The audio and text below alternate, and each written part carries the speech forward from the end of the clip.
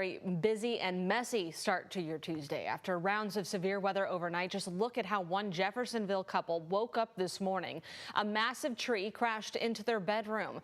This is off Myrtle Street near the Walnut Ridge Garden Nursery. They made it out okay. And today their landlord's telling us he's working on finding them a new place to stay. Further up north, at least one home in Jackson County, Indiana is a total loss. The county's emergency management team said several barns were leveled and power lines down. You can see this home ripped apart, part of the roof gone and walls collapsed. Thankfully, no injuries were reported up there. And over in Oldham County, lightning sparked a house fire on Harborview Court. North Oldham Fire responded around 7 o'clock last night. The chief said it took about 46 firefighters to get it under control while also battling the storm itself.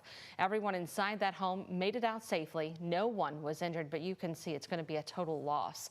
Across Oldham County, storm debris can be seen, like a tree there on top of a house off Old Coach Road in Crestwood, and downed power lines on Carriage Hill Drive. Matthew Willoughby is joining us for a look at this next round, but we do know that the National Weather Service, Matthew, is going to be assessing storm damage in Oldham, Hart, Grayson, the list goes on. We've got Greene, Taylor, and Adair counties today. Absolutely, yeah. And even in the one in Adair County, there was several tornado warnings last night from that one, so they could be assessing that damage for a possible tornado warning or a possible confirmed tornado. What about up in Indiana? Have we heard from them? No, so we haven't heard from NWS Indianapolis just yet, but I'll be eyeing that and keeping an eye on that, especially as we go throughout the afternoon to see if they are sending out any teams to start surveying. All right, so looking ahead. Yeah, looking ahead, we do have another round of severe weather possible for us as we go towards tonight. So that's why we do have another weather impact alert day for tonight and throughout the overnight hours. So we're looking at, once again, that same timing, but this is really further south. So mostly south in places like Litchfield, E-Town, even into Shepherdsville. We're looking at the chance for